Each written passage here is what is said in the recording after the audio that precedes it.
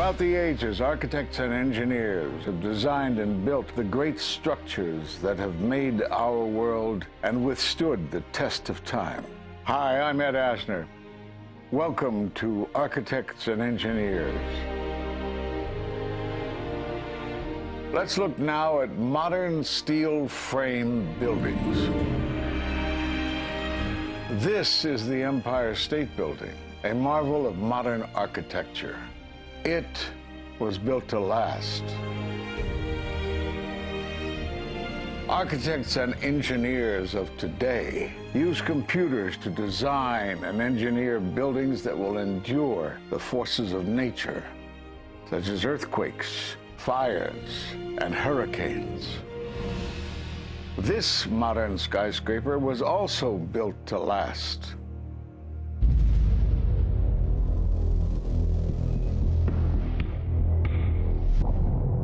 We've seen buildings completely destroyed like this before, but only when done intentionally. Danny Jowenko is the expert on this in Europe. What did he say? Dit is controlled demolition. Zeker weten. Zeker weten. Er is nagesprongen. Dit is in opdracht gebeurd. Dit heeft een team gedaan van experts. Let's compare. Explosives are used to demolish buildings like this in just seconds. Okay, so it's a controlled demolition. What's the problem with that? Well, it happened on the afternoon of 9/11 at the World Trade Center.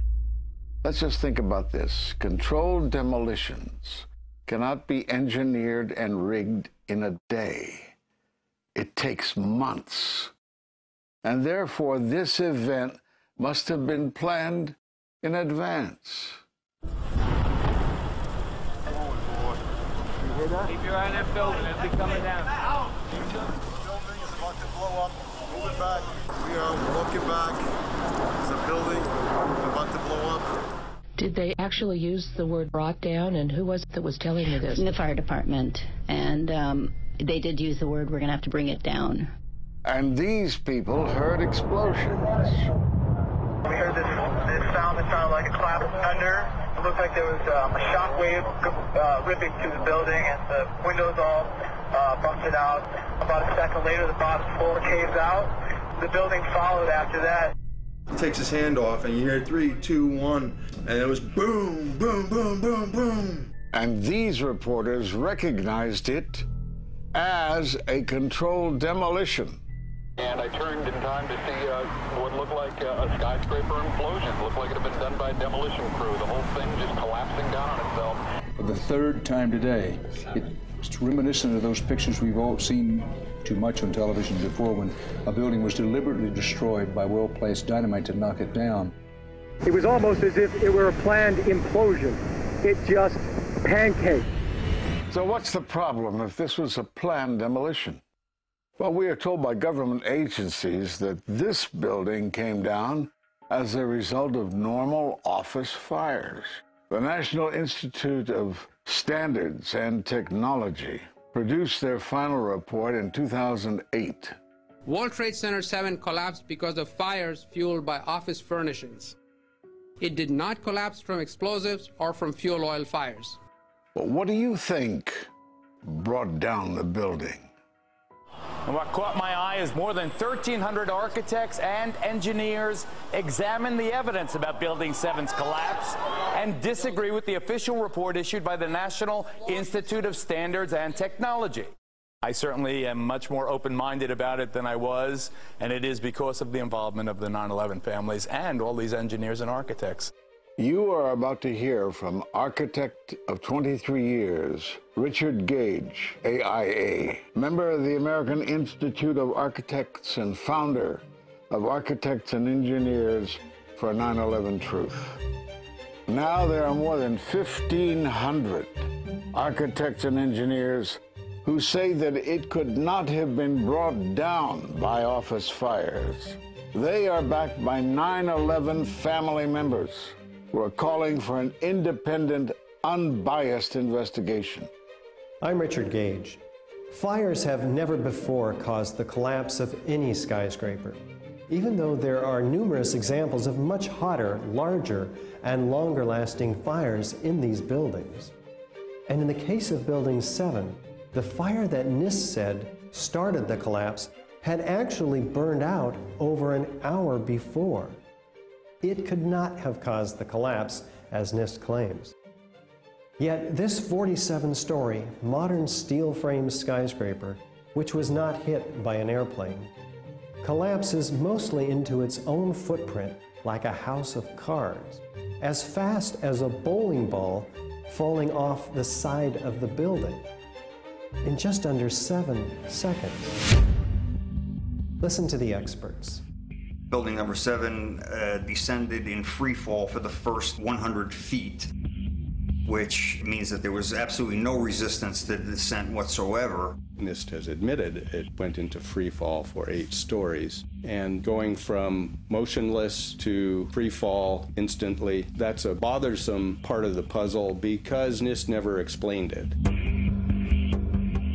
We've got a building that came down in its own footprint, so all of the columns really needed to be severed at the same time in order for that structure to fall the way that we saw. The symmetry is the smoking gun. The whole building completely comes down in one continuous motion. There couldn't have been any structural resistance. According to NIST, the failure occurred at column 79 on level 12. They're talking about a single columnar collapse or failure that resulted in a total collapse of the building. It is possible that you could have a local failure as a result of a connection failing. But the likelihood of that failure dragging the entire building in such a fashion that all the columns would fail at the same time is an impossibility. Impossibility? Yes. What I saw, it was a classic implosion. The center of the core, the penthouse area, starts to move first, and then the building follows along with it. I'd like to know why NIST excluded the document from FEMA in Appendix C that documented the evidence of melting steel.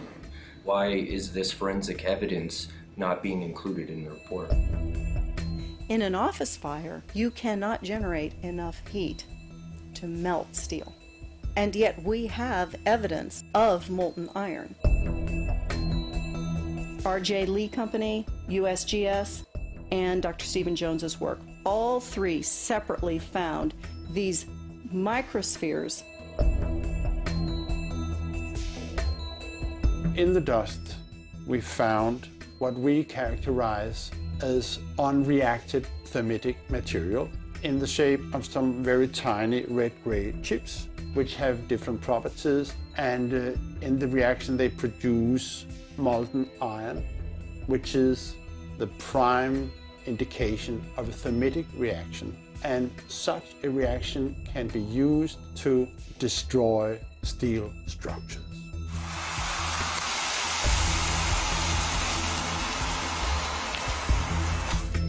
What we have found is a modern version of thermite, which we call nanothermite. There were these iron microspheres present in all of the dust samples that needed to have been formed in extremely high temperatures.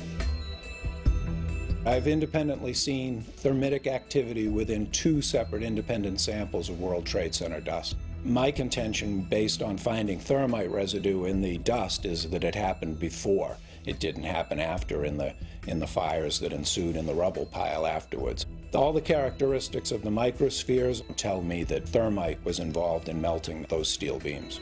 So thermite, if it was present at the World Trade Center and created this molten metal that so many witnesses and photographic evidence shows, would also explain the fact that the fires could not be put out at Ground Zero.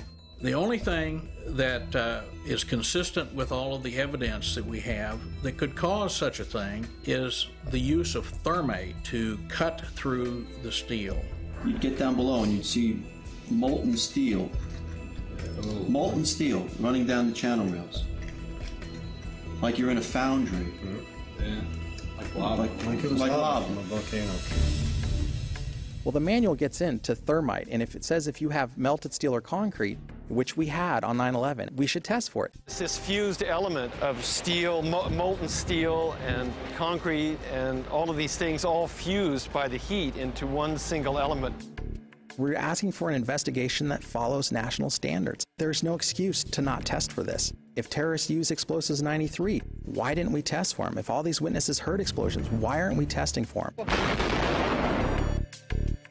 NIST concedes that they found no evidence for explosives.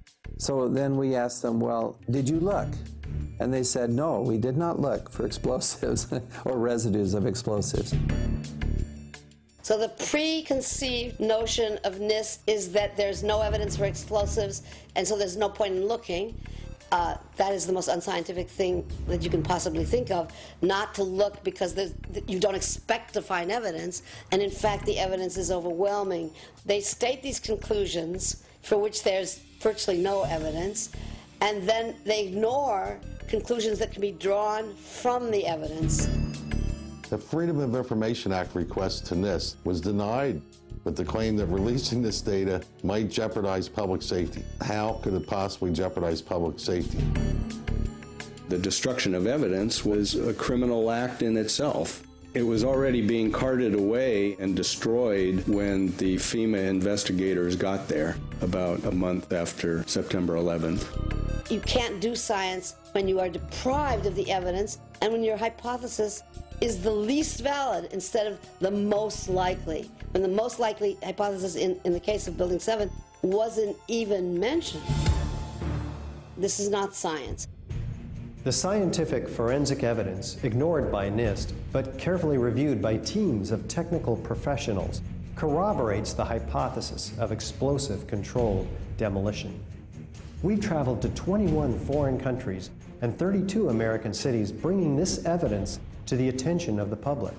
And we're backed by 9/11 family members and other concerned citizens who are calling for an independent, unbiased investigation. I'm a family member trying to find out the answers to the murder of 3,000 plus people. The bottom line is that it needs to be investigated properly. Please look at architects and engineers. People all around the world, scientists all around the world are questioning this. And there's some deep, deep explaining to do. It took some kind of consciousness raising on my part before I was willing to look at the possibilities. And really, you need to go where the evidence leads.